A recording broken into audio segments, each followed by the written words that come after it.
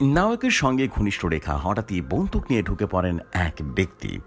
বলিউডের এভারগ্রিন নায়িকা রেখা, তার রূপ গুণ এখনও নতুন প্রজন্মের নায়িকাদের টেক্কা দেয়। তবে রূপের থেকেও রেখার ব্যক্তিত্ব জীবনে কিন্তু বেশি আকর্ষণ করেছিল অনুরাগীরা, বিশেষ করে তার প্রেম জীবন।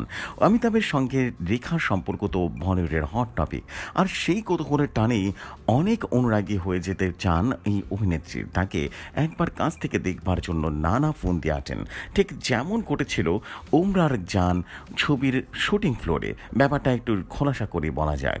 সময়টা ৮০-র দশকের।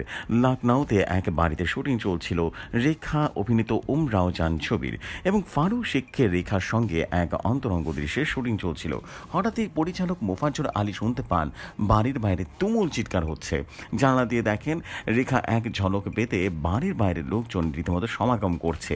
পরিচালক নিরাপত্তারক্ষী বলেন, পরিস্থিতি সামলাতে ফের শুটিং শুরু হলো, এবং শুটিংয়ের মাঝে হঠাৎ ঘরের মধ্যে বন্দুক হাতে ঢুকে পড়লেন এক ব্যক্তি। বন্দুক তাক করে রেখার দিকে। ফারুক শেখ, রেখা এবং পরিচালক তখন ভয় কাঁপছেন কখন কি অঘটন ঘটে যায়। আগে নিরাপত্তা হাজির হয়েছে সেই ঘরে এবং সেই যুবককে ধরেও ফেলেন। কে এই ব্যক্তি? পরে জানা যায় এই ব্যক্তি রেখার অন্ধভক্ত।